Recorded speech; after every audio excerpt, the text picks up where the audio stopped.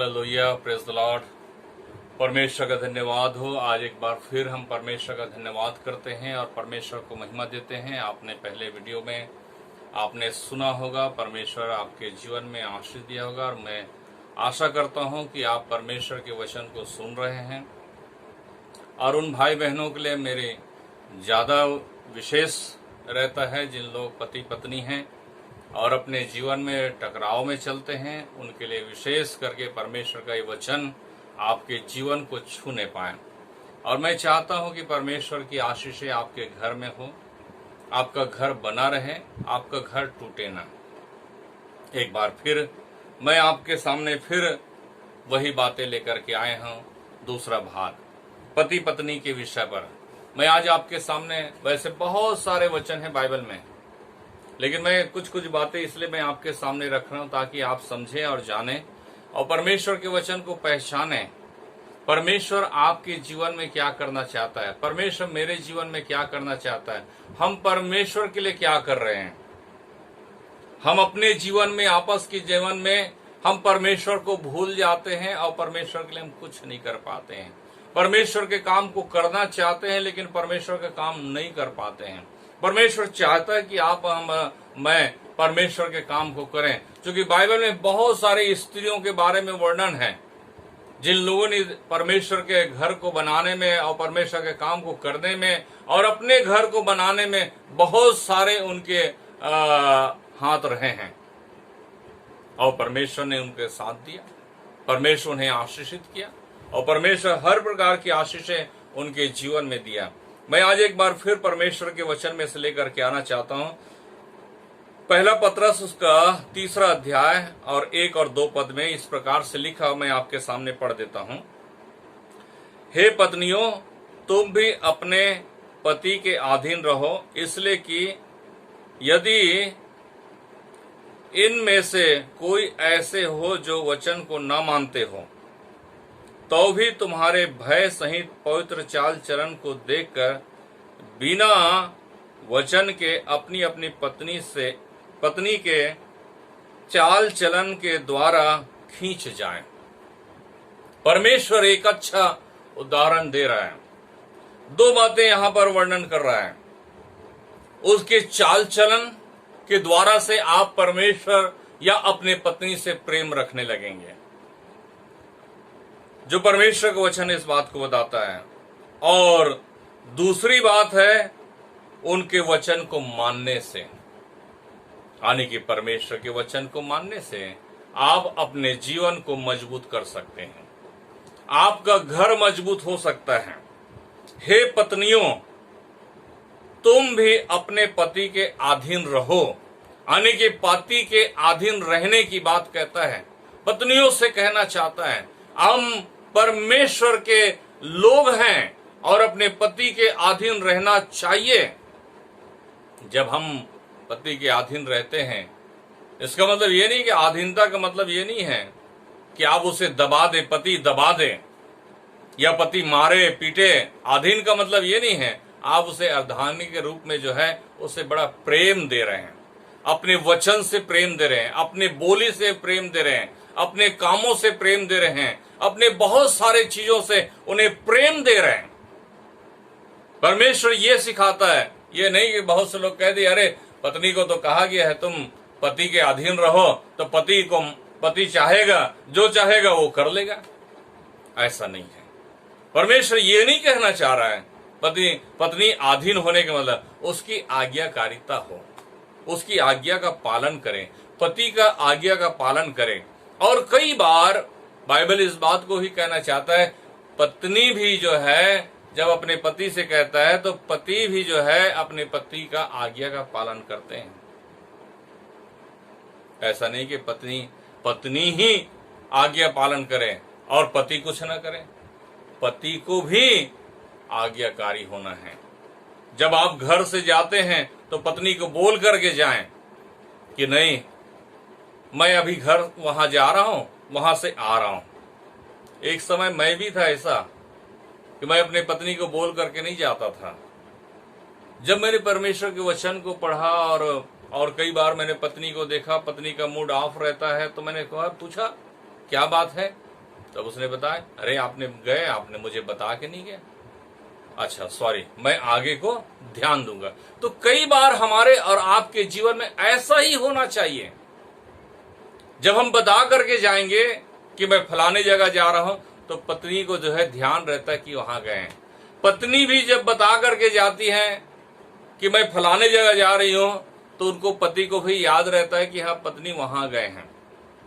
तो याद रखिएगा, दोनों का विश्वास इसी से बढ़ता है, वचन की बोली से बढ़ता है। वचन हमें रात को जो है एक दूसरे को बढ़ाता है, मजबूत करता है कि उसकी अधीनता में रहना।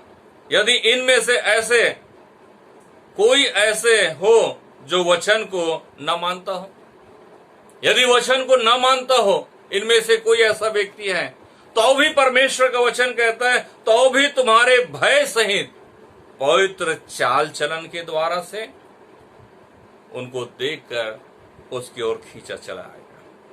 परमेश्वर ये कहना चाहता है,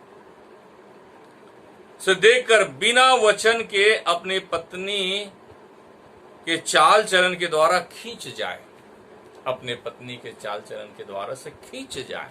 परमेश्वर के पास हमें और आपको दोनों को खींचने की आवश्यकता है। परमेश्वर के वचन को सुनने की आवश्यकता है, परमेश्वर के वचन पर ध्यान देने की आवश्यकता है, परमेश्वर के वचन पर मन लगाने की आवश्यकता है। जब आप परमेश्वर के वचन की ओर मन लगाते हैं, तो परमेश्वर आपके जीवन को बदल देता है, आपके जीवन में बदलाव लाता है, आपके घर में बदलाव लाता है, आपके परिस्थिति बदल जाता है। आप वैसा नहीं रहते जैसे पहले हों, आपका जीवन एक बदला हुआ जीवन होता है और आप परमेश्वर के लिए होते हैं। और परमेश्वर कहता है, यही है जो मेरी आज्ञा का पालन करने वाले लोग हैं। हम आज्ञा का पालन करें। हो सकता है बहुत सारे आज्ञा को हम नहीं पालन कर पाते हैं, लेकिन कुछ आज्ञा ऐसे हैं जिसको हमको पालन करना ही चाहिए, हमको मानना ही चाहिए, हमको अधीनता में रहना ही चाहिए। और यदि हम ऐसा करते हैं तो परमेश्वर हमारे और आपके जीवन में आशीष देता है। परमेश्वर हमारे और आपके जीवन में आशीष देता है। बाइबल में लिखा हुआ, इफिसियों के पत्री उसका 5:22 में लिखा हुआ, हे पत्नियों अपने अपने पति के ऐसे अधीन रहो जैसे प्रभु के। परमेश्वर कहता है, वचन कहता है, ऐसे अधीन रहो जैसे प्रभु के। हमें और आपको भी प्रभु के अधीन रहना है। एक कलीसिया परमेश्वर ने बनाया है, कलीसिया जो है प्रभु के अधीनता में है, प्रभु के अधीनता में चल रहा है, प्रभु की अधीनता में काम कर रहा है। आज विभिन्न प्रकार के कलीसिया जो मजबूत है, वो दुल्हन है प्रभु का, उसकी आज्ञाकारिता के अनुसार से विश्वास के साथ चल रहे हैं, विश्वास के साथ एक दिन आएगा यीशु मसीह, यही विश्वास है, यही विश्वास के साथ मैं और आप चल रहे हैं। और मेरा और आपका विश्वास भी ऐसा ही है। जब हम ऐसे विश्वास के साथ चलते हैं, परमेश्वर मेरे और आपके जीवन में एक बड़ा आशीष देता है। बाइबल इस बात को भी बताना चाहता है, लिखा हुआ है इफिसी 5:25 में, हे पतियों अपनी अपनी पत्नी से प्रेम रखो जैसा मसीह ने भी कलीसिया से प्रेम करके अपने आप को उसके लिए दे दिया। देखिए परमेश्वर का वचन साफ कहता है, ऐसा नहीं है, हे पतियों अपने अपनी पत्नी से प्रेम रखो। जब आप अपने पत्नी से प्रेम रखेंगे तो अवश्य है पत्नी आपके प्रेम में फंस जाएगा, आपके प्रेम में बंधा रहेगा, आपके प्रेम में मजबूत रहेगा, आपके प्रेम में वो चलता रहेगा विश्वास के साथ। परमेश्वर यही चाहता है। परमेश्वर का वचन कहता है, और इसलिए लिखा, जैसे मसीह में भी कलीसिया से प्रेम करके अपने आप को उसके लिए दे दिया। कलीसिया से प्रेम करने के कारण से यीशु मसीह ने अपने आप को दे दिया। मेरे और आपके लिए मेरा प्रभु ने सूली पे जान दे दिया। क्यों दिया? हमसे और आपसे प्रेम करता है, कलीसिया से प्रेम करता है। आप अपने पत्नी से भी प्रेम करते हैं। कई बार मैं पेपर में, न्यूज में ऐसा ही सुनता हूं, आपस में पत्नी में जो थोड़ा सा बहसा बहसी हो जाता है और पति चला जाता है फांसी लगाने के लिए, और फांसी लगा करके मर जाते हैं। इससे क्या फायदा? इससे क्या छुटकारा है? इससे कोई फायदा हुआ? वो सोचता कि मैं अपने पत्नी के बोली से चला गया, लेकिन उससे क्या मिला? उससे क्या हासिल होगा? आप चैन के जिंदगी जीने की कोशिश करते हैं तो शायद परमेश्वर आपके जीवन में आशीष देता है। यदि आप ऐसा नहीं किया तो भी आप नरक के भागी होते हैं। बाइबल में लिखा है, जो आत्महत्या करते हैं और हत्या करते हैं ये सब नरक के भागीदार होते हैं। तो आप कैसे कह सकते हैं कि मैं मर जाऊंगा तो ये जीवन से मुझे चले जाने से, शरीर से छुटकारा मिल जाएगा, लेकिन ये आत्मा कभी नहीं मरता है। आत्मा कभी नहीं मरता है और आत्मा को परमेश्वर के पास जाना होता है और परमेश्वर न्याय करता है और परमेश्वर स्वर्ग नरक की बातें करता है। तो परमेश्वर वहां स्वर्ग में, यदि स्वर्ग के लायक होगा तो स्वर्ग में भेजेगा और नरक के लायक होगा तो नरक में जाएगा। और नरक में जाता है, आत्महत्या करने वाला नरक में जाता है, तो वहां आपको मालूम होना चाहिए क्या है। जरा सा आग आपके घर में जलती है तो आप उसको जो है सहन नहीं कर पाते हैं, तो आप समझिए लाखों करोड़ों आग वहां पर है और ऐसा जलता है, ऐसा जलता है, खौलता रहता है, जलते रहता है, आग का लौ ही रहता है, तड़पते रहता है। वो आत्मा तड़पते रहता है, वहां मर नहीं सकता। यहां तो आदमी जो है जल करके मर गया, लेकिन वहां जलते जलते रहोगे लेकिन मरोगे नहीं। वो आत्मा कभी मरती नहीं है। आप ऐसे जगह में जाना पसंद करेंगे? आप ऐसे जगह में रहना पसंद करेंगे? परमेश्वर तो नहीं चाहता है, लेकिन मनुष्य चाहता है कि मैं ऐसे जगह पे जाऊं। क्यों? अपने पत्नी से प्रेम ना करने के कारण से, या कई बार पत्नी से प्रेम करने के कारण से, कुछ बातों हो जाने के कारण से, रूठ जाने के कारण से आत्महत्या कर लिया। दो बातें हो जाने के कारण से आत्महत्या कर लिया। कई बार पत्नी आत्महत्या कर लेती है, कई बार पति आत्महत्या कर लेता है, कोई गोली मार लेता है, कोई आग लगा लेता है। नाना प्रकार के ये घटनाएं होते हैं, लेकिन इनसे फायदा क्या? कोई फायदा है तो बताइए। इसका कोई फायदा नहीं है। ऐसा करने से घर में अशांति है, उसके बाद उसके जाने का उस परिवार में क्या होगा कोई नहीं जानता है। पत्नी का क्या होगा कोई नहीं जानता है। पति का क्या होगा? पति तो फिर भी बेशरम के समान होते हैं, कभी दूसरा शादी भी कर लेता है, लेकिन पत्नी का क्या? आप कभी सोचा है? कई बार पत्नी भी शादी कर लेते हैं मजबूरी में, लेकिन कई पत्नी ऐसे होते हैं नहीं करते हैं, रहते हैं, अपने जीवन को ऐसे ही बना करके रखता है, मजबूत करता है। मेरे जो परमेश्वर ये नहीं चाहता है, दोनों का प्रेम एक होना चाहिए। परमेश्वर कहता है, हे पतियों अपनी अपनी पत्नी से प्रेम रखो। जब हम अपने अपने पत्नी से प्रेम रखेंगे तो हमारा और आपका प्रेम परमेश्वर के साथ में भी बना रहेगा। बाइबल इस बात को बताता है, नीति वचन और उसका 12:4 में लिखा हुआ है, भली स्त्री अपने पति का मुकुट है। भली स्त्री अपने पति का मुकुट है, एक प्रकार का ताज है। आपको मालूम होना चाहिए, परमेश्वर इस बात को बताता है, भली स्त्री अपने पति का मुकुट है, शोभायमान है, और गर्व से के साथ में कह सकता है ये मेरा पत्नी, और पत्नी भी कह सकता है ये मेरा पति है। शोभायमान है, गर्व के साथ कह सकता है। परंतु जो लज्जा के काम करती है वह मानो उसकी हड्डियों के सड़ने का कारण होती है। जो लज्जा का काम करती है, पाप करती, गुनाह करती या अधर्म करती, जो लज्जा से भरी काम करती, या लज्जित करना या लज्जा होना, ये ऐसा काम करने वाले, बाइबल इस बात को बताता है, अपने पति का हड्डी का सड़ने का समान है, क्योंकि पति घुल घुल करके मरता है। कई ऐसे पति हैं जो ब्याह नहीं किए हैं और पत्नी के चाह में आज भी जिंदा है, आज भी है इस दुनिया में, घुल घुल करके मर रहे हैं अपने पत्नी के लिए, लेकिन पत्नी नहीं, उसके पास आना नहीं चाहती, उसके पास रहना नहीं चाहती, लज्जा का कारण बन जाती है। परमेश्वर का वचन इस बात को बताता है। और कई बार ऐसा पति भी होता है जो अपने पत्नी के लिए लज्जा का कारण बन जाते हैं।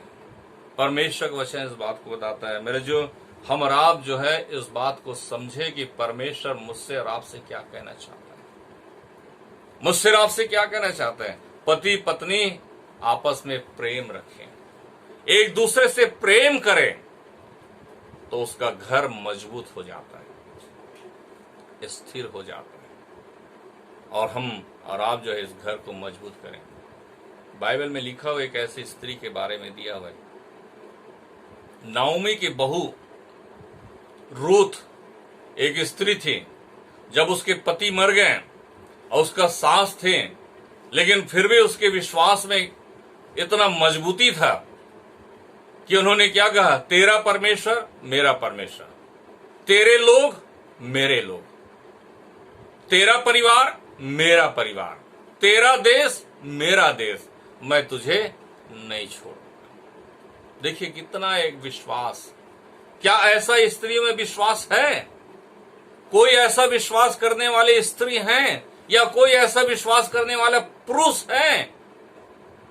मैं इन सब से कहना चाहता हूं जो इस प्रकार से कहना चाहती है, ये मेरी मां है, कहता है, सास नहीं कहते हैं, मेरी मां है। यदि उसे मां मान ले तो याद रखिएगा वो घर कभी नहीं टूटता। बाप मान ले वो घर कभी नहीं टूटता।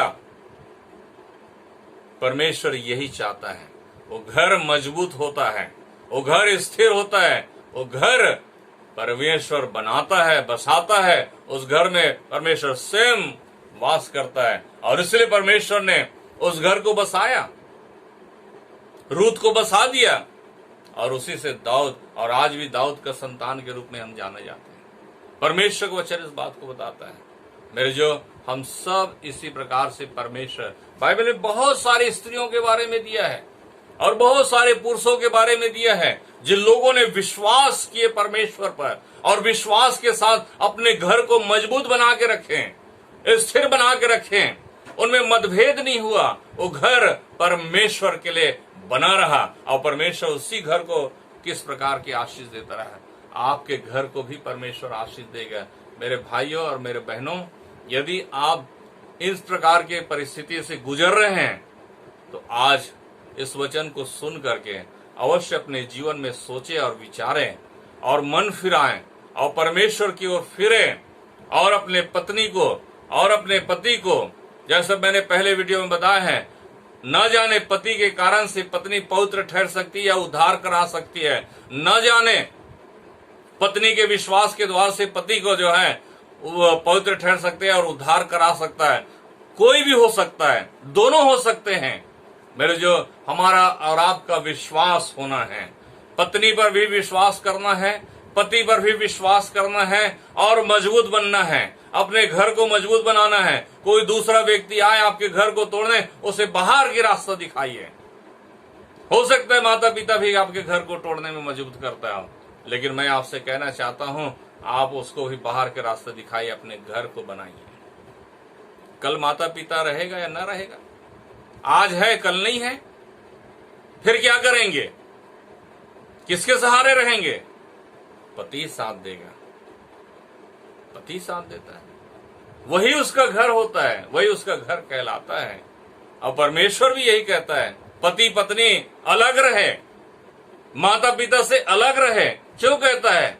इसका मतलब अलग रहने का मतलब ये नहीं है कि अपने घर परिवार को ही छोड़ करके अलग रह जाएं, नहीं, एक तन रहें, एक तन हो करके रहें और परमेश्वर के साथ। यही कहना चाहता है। मेरे जो हम परमेश्वर का धन्यवाद करते हैं। मैं इसलिए आपके सामने इस बात को रखना चाहता हूं कि आज दुनिया में बहुत सारे ऐसे विश्वासी और अविश्वासी दोनों प्रकार के लोग हैं इस दुनिया में, और दोनों प्रकार के लोग ऐसे ऐसे परिस्थितियों से गुजर रहे हैं। मैं उन दोनों के लिए भी यही दुआ मांगूंगा कि परमेश्वर उनके घर को बसाए और परमेश्वर में वो खुशहाल रहे और उनके घर बसने पाए। मेरा यही आपसे निवेदन है और आप सबसे मैं यही चाहता हूं कि आप संगति करें और अपने पति से और अपने पत्नी से दोनों आपस में प्रेम करें। प्रेम बहुत जरूरी है। यदि ये प्रेम नहीं है, खटास है आपका घर टूटेगा, यदि प्रेम है तो आपका घर मजबूत होगा। लज्जा का कारण मत बनिए।